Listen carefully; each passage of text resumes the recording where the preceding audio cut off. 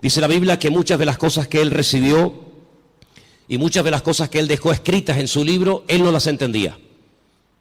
Él por fe las escribía y ahí las dejaba, y el Señor le decía: esto es para el fin de los tiempos, para los últimos días.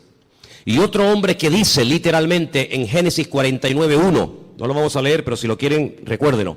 Génesis 19:1, un hombre que antes de morir llama a todos sus hijos, me refiero al patriarca Jacob, y les dice: acercaos, que os voy a declarar lo que va a pasar en los últimos tiempos. Y esa palabra, los últimos tiempos, aparece también con las mismas palabras en el libro de Daniel. Curiosamente, en esa especie de despedida del patriarca Abraham de sus 12 hijos y también de sus nietos, Manasés y Efraín, no les dijo todo lo que probablemente él había recibido, sino que el Señor, como que a pesar de la revelación que este hombre tenía, no contó todo lo que él sabía. Pero en Daniel tenemos muchísima información acerca de estos tiempos en los cuales nos ha tocado vivir. Y a partir del versículo 1 vamos a comenzar a leer, y dice así la palabra del Señor. ¿Lo tienen, hermanos? Daniel 12:1. Realmente, para entender el capítulo 12 hay que comenzar a leer desde el 10. Son capítulos muy largos, muy profundos, y por cuestiones de tiempo no lo vamos a leer hoy. Pero yo les pediría a ustedes que hoy o a lo largo de esta semana lean tranquilamente los capítulos 10, 11 y 12 del libro de Daniel, para que veáis qué información tan tremenda el Señor nos está dando a través de este hombre. En aquel tiempo se levantará Miguel, el gran príncipe, que está de parte de los hijos de tu pueblo. Será tiempo de angustia, cual nunca fue desde que hubo gente hasta entonces. Pero en aquel tiempo será libertado tu pueblo y todos los que se hallen escritos en el libro. Muchos de los que duermen en el polvo de la tierra serán despertados, unos para vida eterna y otros para vergüenza y confusión perpetua. Los entendidos resplandecerán como el resplandor del firmamento, y los que enseñan la justicia a la multitud como las estrellas a perpetua eternidad. Pero tú, Daniel, cierra las palabras y sella el libro hasta el tiempo del fin. Muchos correrán de aquí para allá y la ciencia se aumentará. Y yo, Daniel, miré, y aquí otros dos que estaban en pie, el uno a este lado del río y el otro al otro lado del río. Y me dijo uno de los varones que estaba vestido de lino, que estaba sobre las aguas del río: ¿cuándo será el fin de estas maravillas? Y oí al varón vestido de lino que estaba sobre las aguas del río, el cual alzó su diestra y su siniestra al cielo, y juró por el que vive por los siglos, que será por tiempo, tiempos y la mitad de un tiempo. Y cuando se acabe la dispersión del poder del pueblo santo, todas estas cosas serán cumplidas.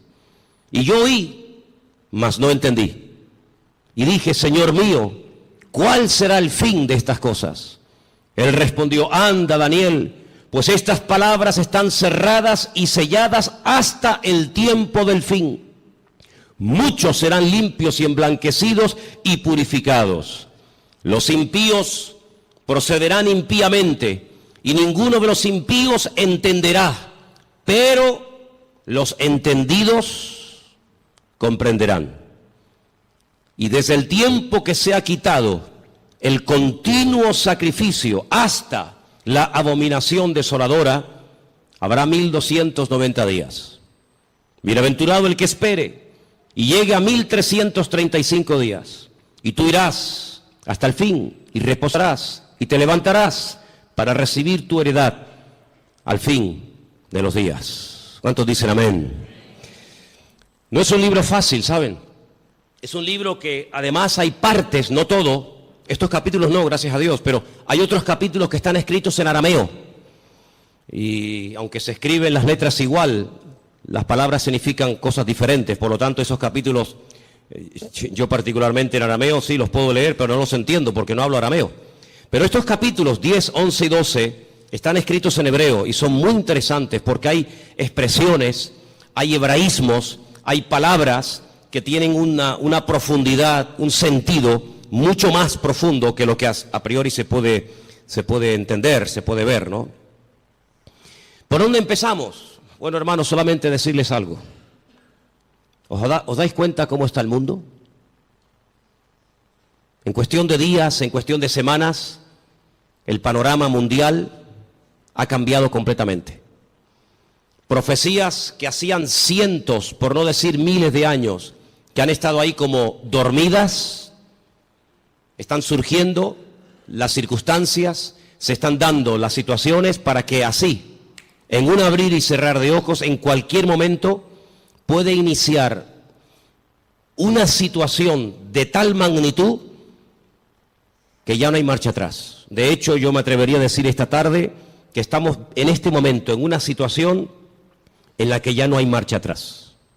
Naciones que antaño se pelearon, ahora se han unido porque tienen un enemigo en común, y los medios de comunicación ayudan y al mismo tiempo no ayudan. Ayudan porque te dan información del movimiento de tropas, de soldados, situaciones de países, lugares donde hay guerras, muertes, etcétera. Y en cierto sentido, pues gracias a la televisión, a la radio, a la prensa, a internet, pues te enteras de cosas que están ocurriendo a centenares o a miles de kilómetros y estás al día. Pero por otra parte, ellos cuentan su versión. Ellos te cuentan lo que ellos entienden que está ocurriendo.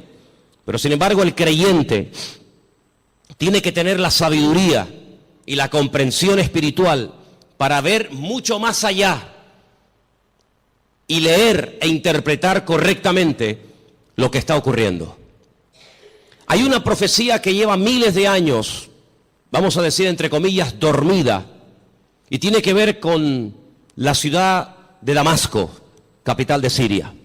Dos profetas, el profeta Isaías y el profeta Jeremías, profetizaron con muchísimo tiempo de antelación que esta capital sería atacada y quedaría prácticamente en ruinas y no quedaría prácticamente recuerdo de ella.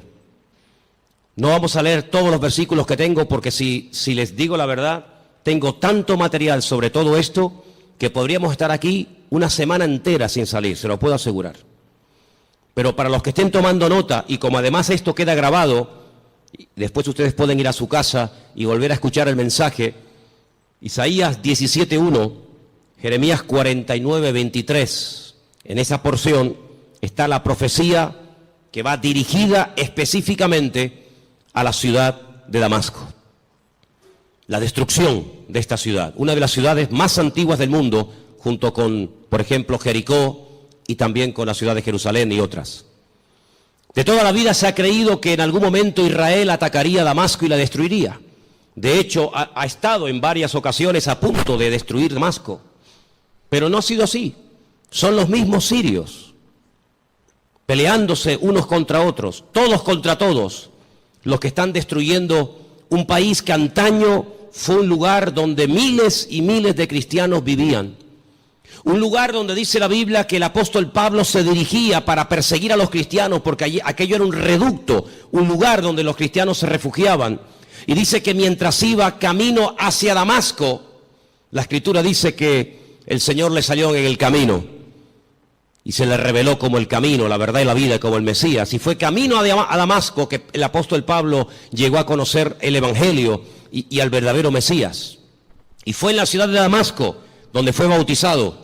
Y fue en la ciudad de Damasco donde lo visitó un hermano, un discípulo llamado Ananías, que dice que oró por él y se le cayeron como escamas de los ojos y pudo entender. Y allí recibe una palabra que marcó su vida.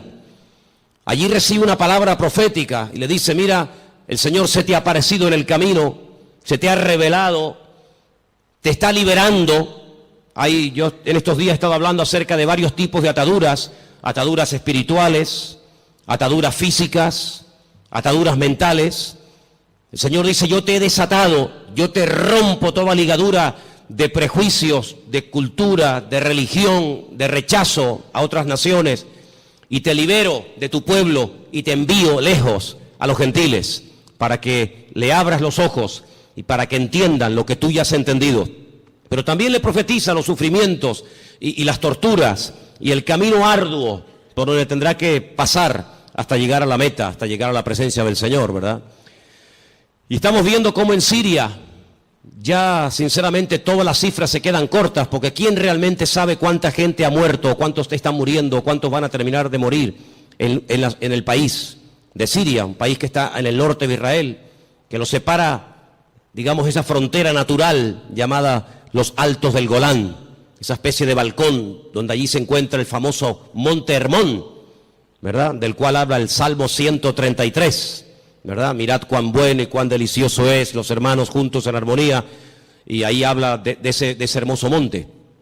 Bueno, pues en ese país están peleando, como dije, todos contra todos. Ahora, para entender un poco lo que está ocurriendo, hay una serie de palabras que prácticamente a diario se escuchan en la televisión y muchas veces la gente no sabe de lo que se está hablando. El mundo del Islam está dividido fundamentalmente en dos grandes fracciones. Hay algunos grupitos de los cuales no vamos a hablar, pero el mundo del Islam está dividido en dos grandes partes. Casi con más de un 80% están los suníes y con un 13% están los chiíes. Y de esto oímos hablar mucho a diario, ¿verdad? Los suníes, los chiíes. Y aunque hay países donde están todos juntos, pero hay después otros países que son mayoría suníes o mayoría chiíes. Por ejemplo, los países donde son mayoría los suníes, con más del 80%, es Arabia Saudita, donde se encuentra la Meca, Kuwait, los Emiratos Árabes, Jordania, Egipto, Pakistán, Afganistán, Yemen y otros más. Los países con mayoría chií, Irán, Persia, como lo llama la Biblia a la cabeza, parte de Irán, Líbano.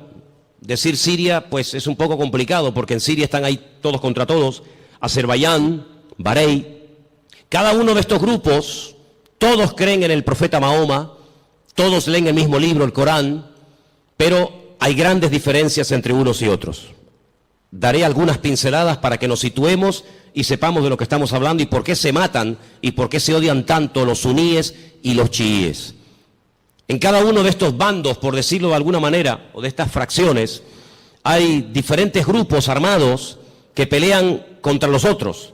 Por ejemplo, el grupo terrorista más famoso de los chiíes es sin lugar a dudas Hezbollah, que son los que están ahí en el norte, en los Altos del Golán, y que en algunas ocasiones han atacado a Israel, e Israel también les ha atacado. Así que Hezbollah es un grupo mayoritariamente chií que está financiado por Irán. Pero luego en el otro bando, en la parte de los suníes, tenemos al famoso grupo Al-Qaeda, responsables de las famosas Torres Gemelas, tenemos a los talibanes, tenemos al famoso Estado Islámico, ISIS, a los hermanos musulmanes que ganaron y después fueron derrocados en Egipto, y tenemos al grupo Hamas. Hamas significa violencia y es el grupo que en este momento está liderando la franja de Gaza, allí al sur de Israel.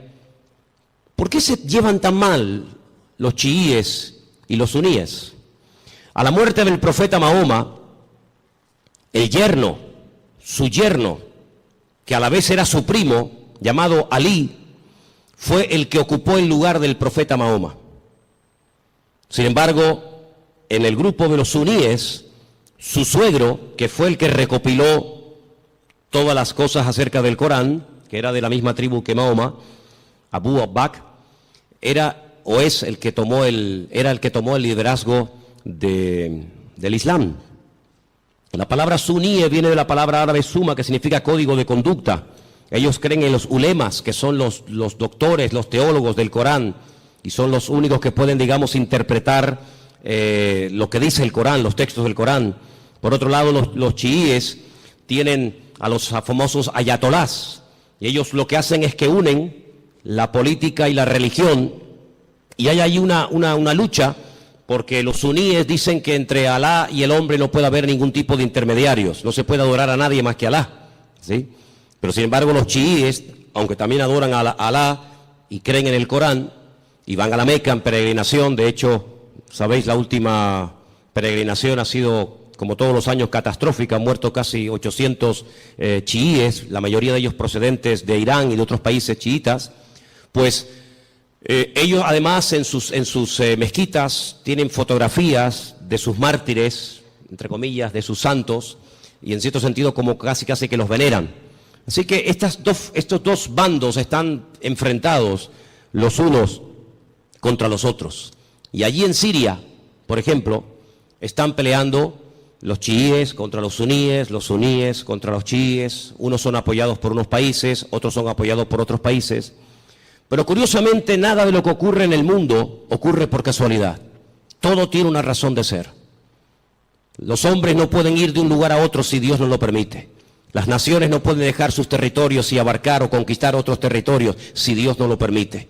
Todos los cambios que está habiendo en la geografía, en la política, en la economía, no es producto de la casualidad ni de la locura de cuatro locos, sino que todo esto es el movimiento que Dios permite que se lleve a cabo para el cumplimiento de las profecías, tanto de Daniel como de Ezequiel y otros grandes varones de Dios, que pronosticaron con cientos y con miles de años de antelación todo lo que iba a ocurrir. Curiosamente, Irán, que no son árabes, no confundan, los iraníes no son árabes, son persas, es el segundo animal, la segunda parte de la figura que vio Daniel en aquel sueño, pues dice que ya se han unido con el gran enemigo del norte, que es Rusia, y ya han comenzado a atacar a los enemigos del presidente de Siria, y ya dentro de pocos días comenzará una invasión por tierra, y ya están allí miles y miles de soldados rusos, armados hasta los dientes, ya están atacando posiciones del famoso Estado Islámico y otros también que no tienen nada que ver con el Estado Islámico. Y mira tú por dónde dos países, uno tremendamente religioso como es Irán, y uno tremendamente ateo, como supuestamente se cree que son los rusos, pues resulta que se han unido porque dice que van a ayudar, fíjate qué bondadosos y qué maravilla, van a ayudar a un país que está lejos de sus fronteras, pero que tienen que ir a echarle una mano porque si no va a ser destruido. Solamente hay 5 ciudades de Siria que en este momento están bajo el dominio del presidente Bashar, el resto del país está prácticamente destruido o tomado por otras fracciones. Y mira tú por dónde. La semana pasada la costa de Siria y la costa de Israel se llenaba de portaaviones chinos, armados hasta los dientes con armas nucleares, con misiles, con bombas, misiles de largo y de corto alcance, capaces de recorrer centenares y miles de kilómetros. Y mira tú por dónde naciones como China, que no tiene nada que ver con Siria, o Rusia, que está allí con sus problemas, y los iraníes, que tienen también sus problemas recién salidos de todo este follón que han tenido, resulta que ahora se están uniendo como amigos porque van a liberar a Siria. Y nos vamos a quedar con esta información, nos vamos a quedar simplemente con la idea de que van a ayudar a Siria y cuando se arregle la situación en Siria cada uno se va a retirar a su respectivo país. ¿Y quién paga esas bombas? ¿Quién paga esos gastos? Los muertos que van a caer por ambas partes, las familias, los uniformes, las balas, los cañones, la gasolina, el gasoil, los aviones, los helicópteros. ¿Por qué todo esto? La Biblia nos dice por qué. Porque el Señor en los últimos tiempos lo que hará es que, utilizando entre comillas la excusa de que van a ayudar, de que van a liberar a un país amigo o aliado como puede ser Siria, una vez que lo hayan, digamos, calmado la situación, nada les va a impedir que crucen por el norte y por diferentes partes del país rumbo, como dice la Biblia, a la tierra gloriosa. Porque detrás de todo esto no está simplemente cuestiones políticas o económicas, sino fundamentalmente hay una razón: destruir a Dios y destruir al pueblo de Dios. Israel sabe perfectamente que se encuentra en una especie de callejón, no digo sin salida, porque Israel siempre tendrá salida, y la salida no es mirando a Estados Unidos, la salida no es mirando hacia Europa, sino que, como dice la Escritura, Israel en los últimos tiempos se verá totalmente sola y abandonada, como aquella pobre viuda que se fue cargada o se fue contenta con sus hijos, incluso haciendo honor a su nombre, complacida, y viene del extranjero derrotada y solitaria, sin hijos y sin marido, llamada Noemí, y tiene la pobre Ruth que atenderla en los últimos años de su vida. La Biblia nos enseña que estos últimos tiempos recibe un nombre que nos revela, porque los nombres son muy importantes en la Biblia. Yo siempre he dicho que hay una genética, ¿verdad?, que todos llevamos por dentro, que es hereditaria, pero luego, según la Biblia, el nombre tiene un poder espiritual, una influencia tremenda en las personas.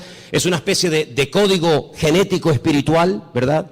Y esta mujer, cuando viene de Jordania, de Moab, dice que ya no se siente complacida y por lo tanto ya no quiere usar más su nombre, sino que le dice a la gente que le llamen Mará, que significa amargada o entristecida, ¿verdad? Y es interesante ver cómo estamos viendo el inicio de lo que la Biblia habla clarísimamente que va a ser una tercera guerra mundial sin precedentes en la historia. De todas las guerras que Israel ha tenido, que han sido ya 7, de todas ha salido más que vencedora.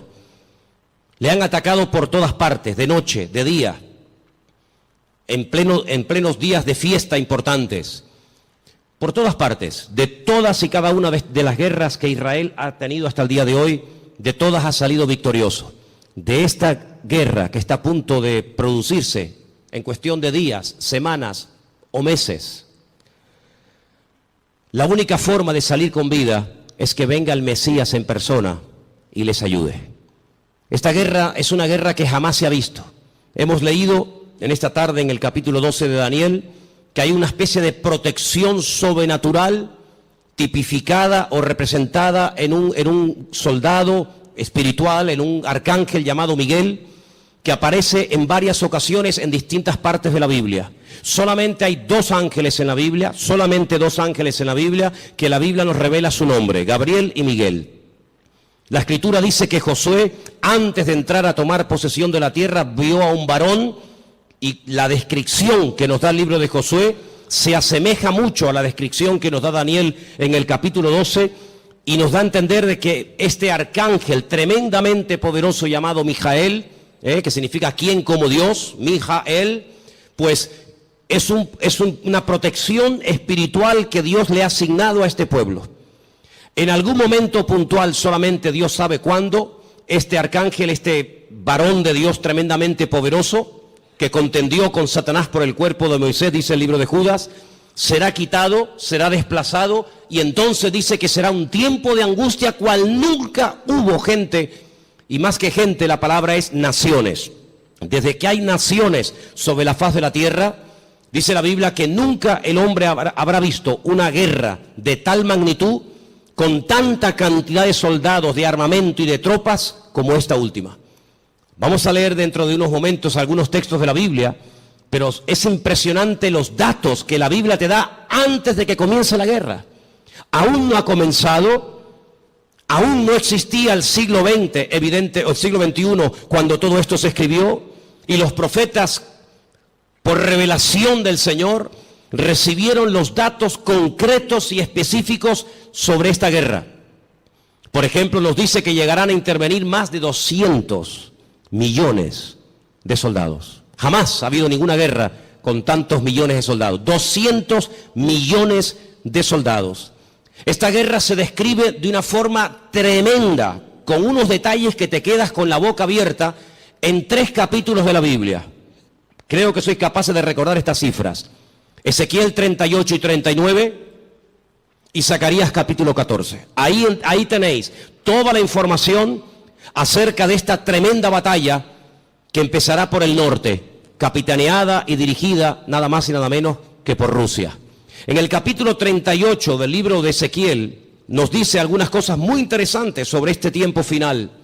Y voy a leer algunos versículos para que veáis qué importancia le da el Señor a que el pueblo de Dios no esté en la ignorancia.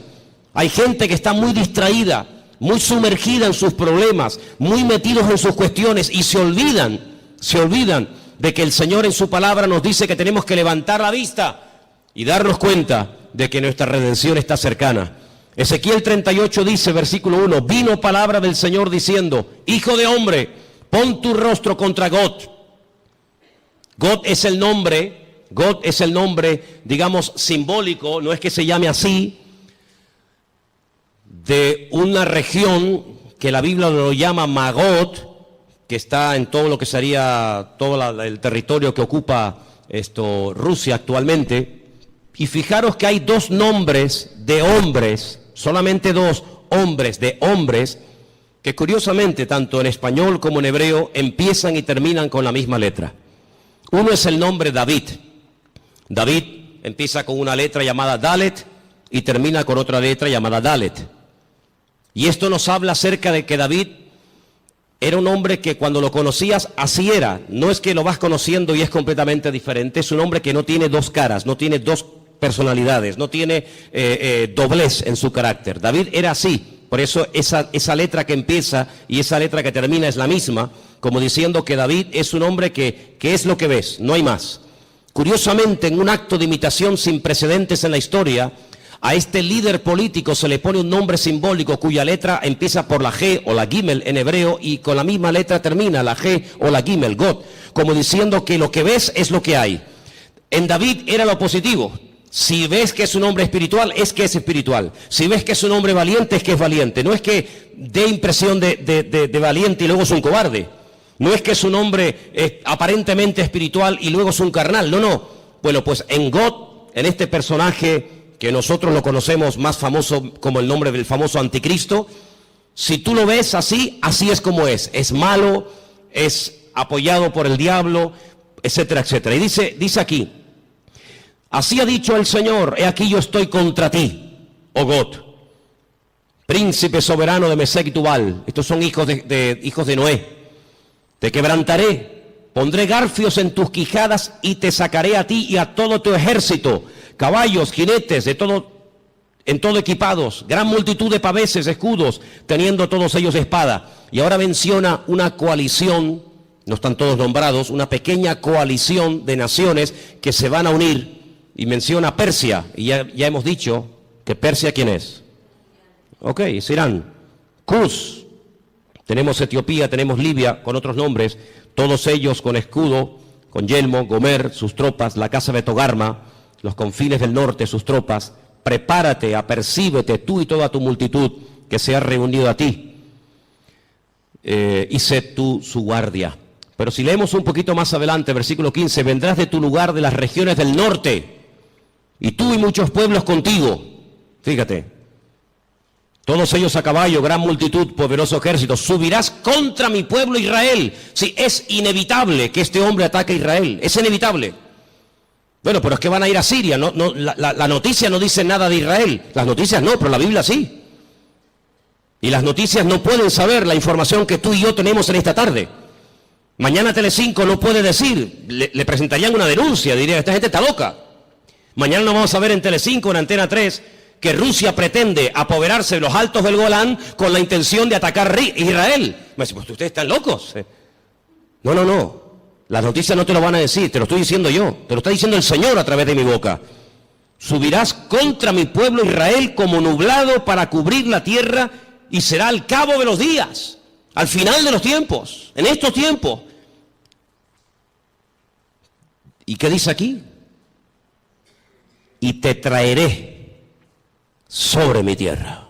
No es que a Putin se le ocurre la genial idea de decir, bueno, vamos a Siria y ya que estamos a un tiro de piedra, saltamos los altos del Golán y desde los altos del Golán vemos todo Israel abajo y la machacamos. Total, que son 300 kilómetros de largo para un imperio, para una potencia militar como Rusia, que con una bomba hace así y borra de la faz de la tierra a 10 millones de personas, porque eso es lo que puede tener Israel en este momento, si es que llega ahora mismo a 10 millones de personas viviendo allí.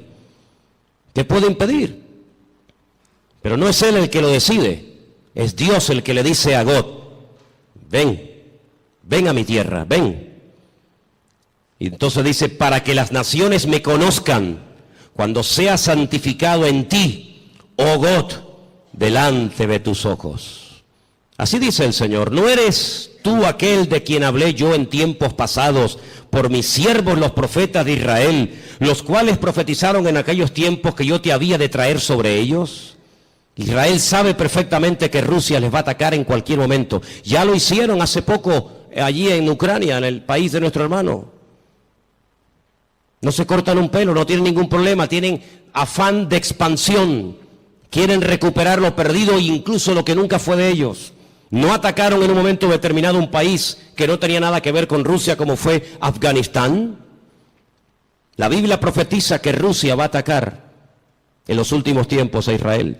En aquel tiempo, cuando venga Gog contra la tierra de Israel, dice el Señor, subirá mi ira y mi enojo. Tremendo. Pero vamos al capítulo 39. He aquí yo estoy contra ti, oh Gog, príncipe soberano de Mesed y Tubal. Te quebrantaré y te conduciré y te haré subir de las partes del norte y te traeré sobre los montes de Israel. Otra vez. Te sacaré tu arco de tu mano izquierda y te derribaré tus saetas en tu mano. Sobre los montes de Israel, ahora viene la palabra tremenda. Sí, es verdad, Rusia atacará a Israel, pero sobre los montes de Israel caerás tú y todas tus tropas. Y los pueblos que fueron contigo, y aves de rapiña de toda especie, las fieras del campo, te las he dado por comida. Sobre la faz del campo caerás, porque yo he hablado, dice el Señor. Impresionante, ¿eh?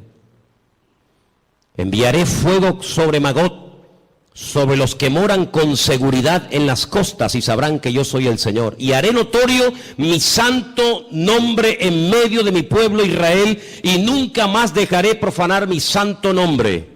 Y sabrán las naciones que yo soy el Eterno, el Santo de Israel. He aquí viene y se cumplirá, dice el Señor. Este es el día en el cual yo he hablado.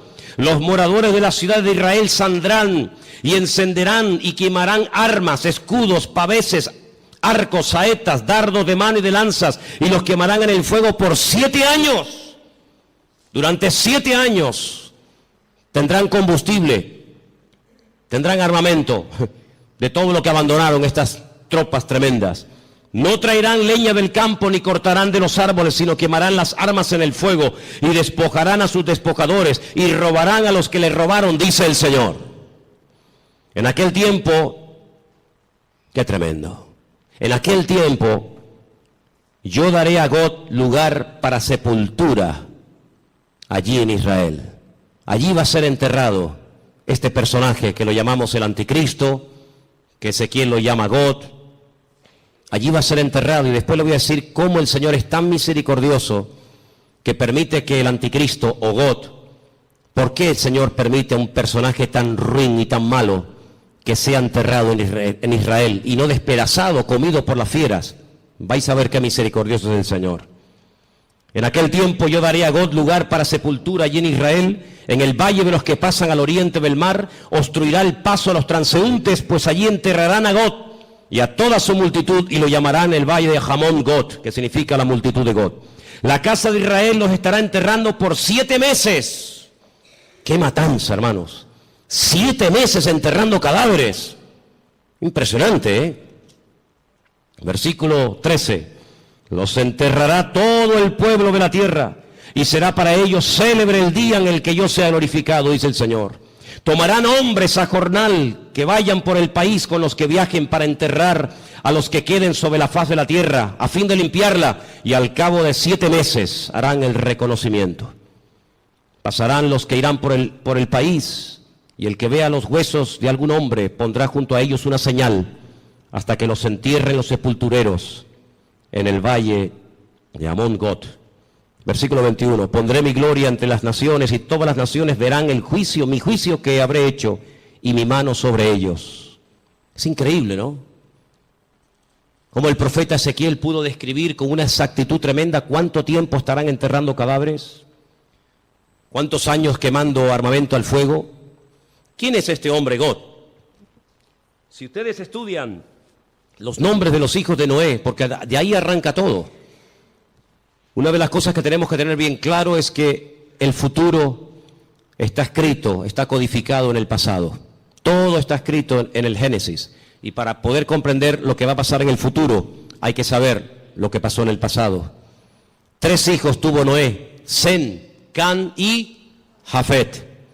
Cuando Noé sale del arca, planta una viña, dice la palabra de Dios que se emborrachó, perdió el control, se emborrachó, quedó desnudo en medio de su tienda.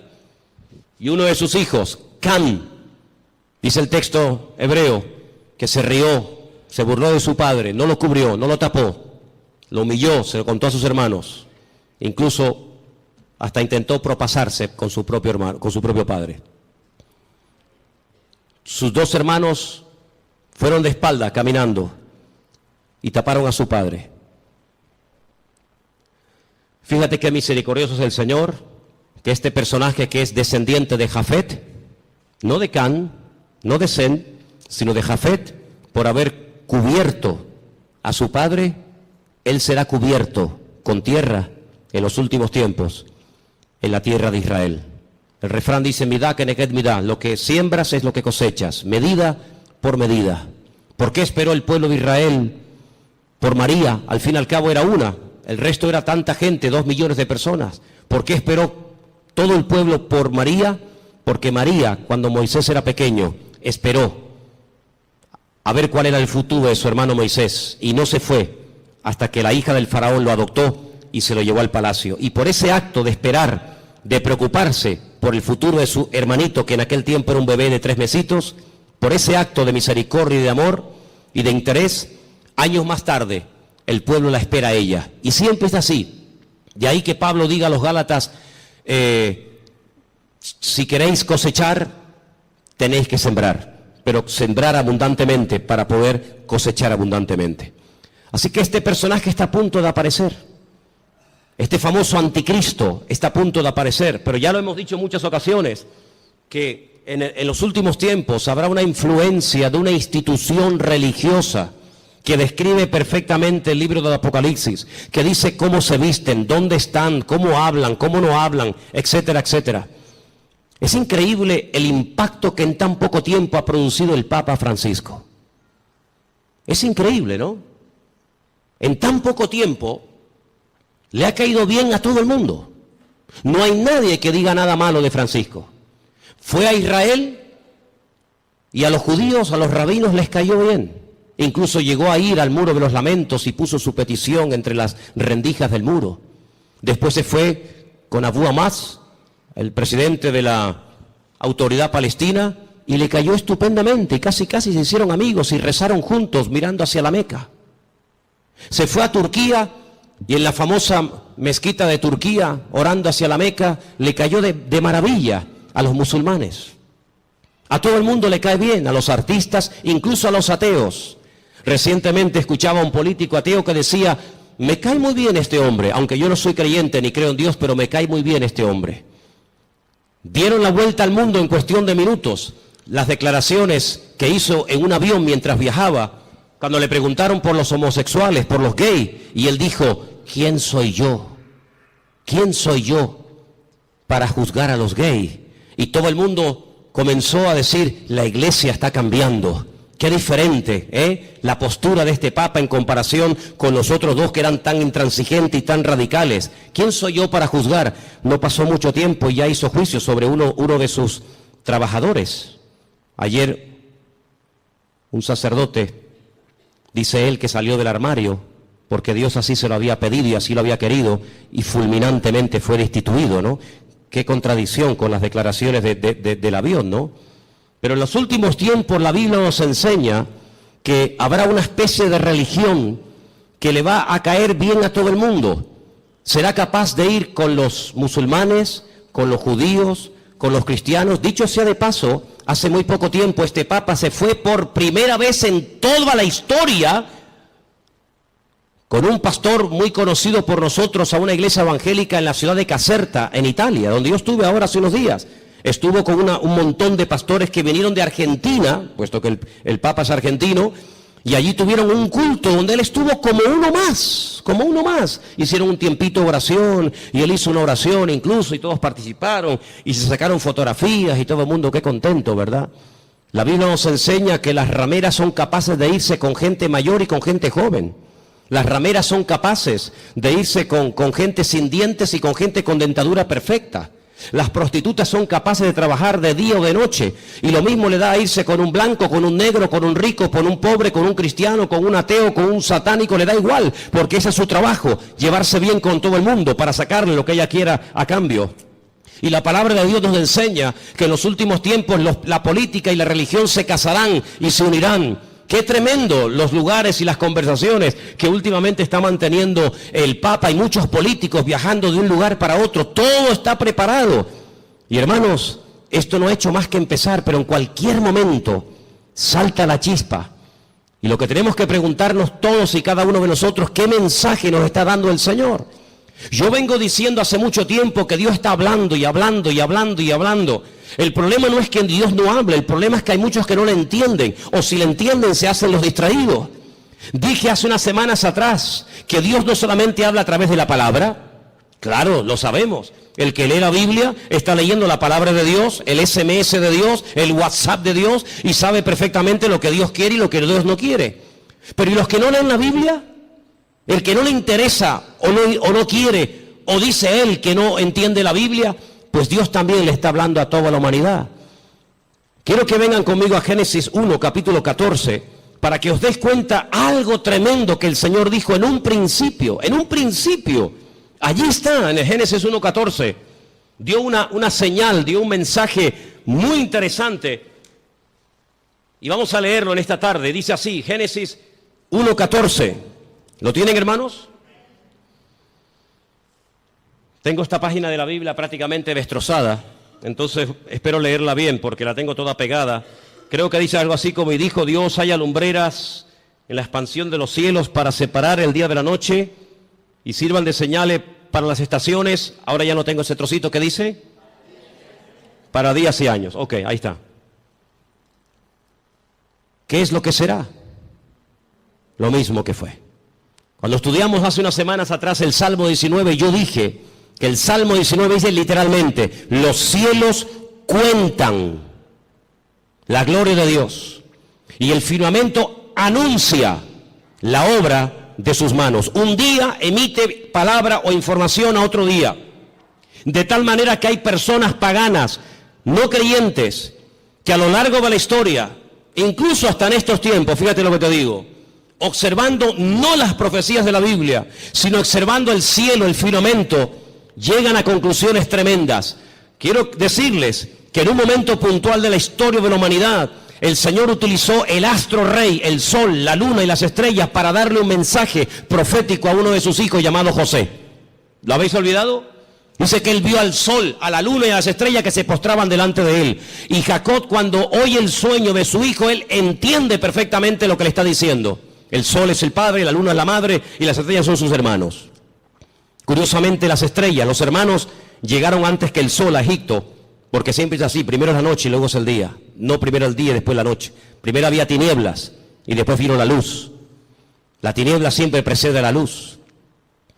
Pero fíjate qué curioso, los magos de Oriente, que no sabemos realmente de dónde eran, si eran judíos, si no eran judíos, sabían perfectamente el lugar y el día en el que había nacido el Mesías, porque interpretaron que aquellas estrellas que tenían nombre, la estrella Sadik, la estrella Jamelec, etcétera, se habían alineado y ellos sabían perfectamente que tenían que ponerse en marcha para llegar a donde, a Belén de Judea, porque allí era donde había nacido el Mesías.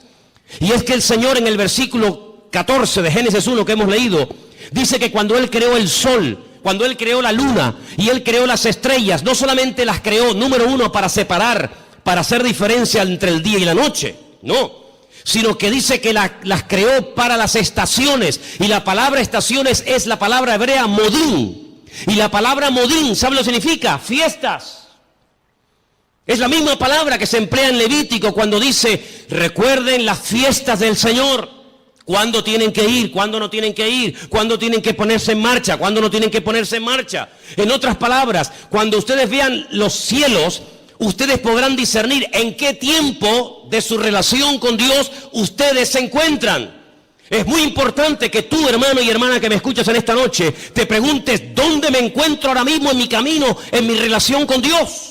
¿Estoy más cerca? ¿Estoy más lejos? ¿En qué punto me encuentro? Porque el tiempo marca la circunstancia y la circunstancia marca el tiempo. Jesús le dijo: ustedes olvídense de ver señales. Esta generación, como es una generación mala, perversa y adúltera, no se le ha permitido ver señales como a otras se les permitió. Ustedes solamente podrán ver una señal, solamente una, y la van a ver, y se llama la señal del profeta Jonás. ¿En qué consistía? Bueno, le está diciendo: así como Jonás estuvo en el vientre del pez 3 días y 3 noches, así estaré yo, el Hijo del Hombre, en el vientre de la tierra 3 días y 3 noches. Esa señal era la señal de la generación de Jesús. Pero sin embargo, Noé no esperaba esa señal. Porque ¿cuál era la señal de Noé? El diluvio. Pero ¿cuál era la señal de Salomón? La construcción del templo. Y cada generación, cada tiempo tiene una circunstancia, una señal, y cada señal identifica el tiempo.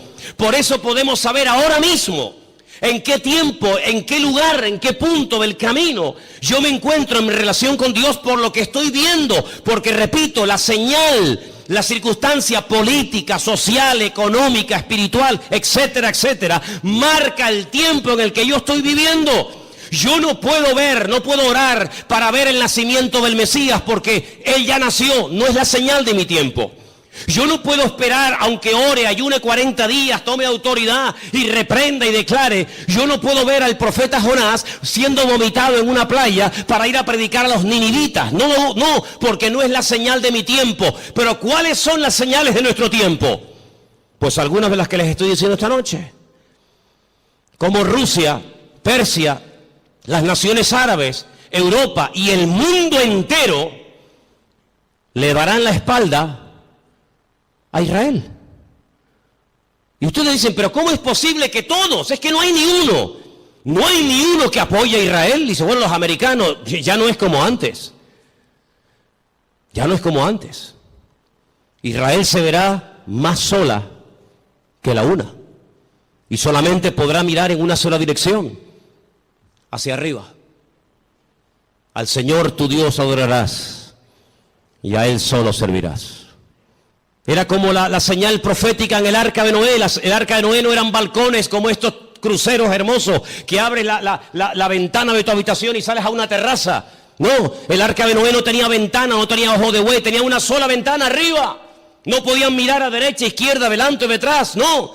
El arca de Noé no tenía timón, porque no había que dirigirla a ninguna parte, Dios la dirigía. Y si querías mirar a algo, a una dirección, si era de día o de noche, arriba, nada más que arriba. Y eso es lo que el Señor quiere que nosotros hagamos, que solamente mires arriba. ¿Y quién está arriba? El Señor, Dios Todopoderoso, nuestro Señor, Rey de Reyes y Señor de Señores, no solamente a Él. Y por eso, amados hermanos, esta es la señal de nuestro tiempo. ¿Qué pinta Rusia en Siria? ¿Qué pinta Irán? Que el objetivo no es Siria. Que el objetivo no es llegar y controlar a ISIS y fulminarlo, que no. Que si hubieran querido fulminar a esto, ya lo hubieran hecho hace mucho tiempo. Si Rusia, si Estados Unidos quisiera arreglar el problema de Siria, de los yihadistas, ya lo hubieran hecho. No hay problema en eso. No lanzó una bomba Estados Unidos sobre una ciudad japonesa llamada Hiroshima y se cargó a más de 500.000 de personas así. Y no lanzó otra sobre Nagasaki y en cuestión de segundos hizo, la borró de la faz de la tierra. Que el problema no está en que no se pueda contra ellos, sí se puede contra ellos. El tema es que cada pieza tiene que encajar en el puzzle del Señor. Y el Señor ha puesto a esta gente allí. Una cosa increíble que un musulmán dinamite una mezquita o ataque a otro musulmán, es una cosa increíble. Que le prenda fuego a un cuerpo de un hermano musulmán es una cosa inconcebible dentro del Islam, porque el Islam no es eso. Pero con esa excusa, las potencias se están uniendo, pero no se dan cuenta de que es el Señor el que les está diciendo, vengan, vengan. Y al final dice que el Señor los llevará a un gran valle, y quiero leer y terminar con esto, porque les digo, tengo material para estar aquí un año, pero en Zacarías capítulo 14,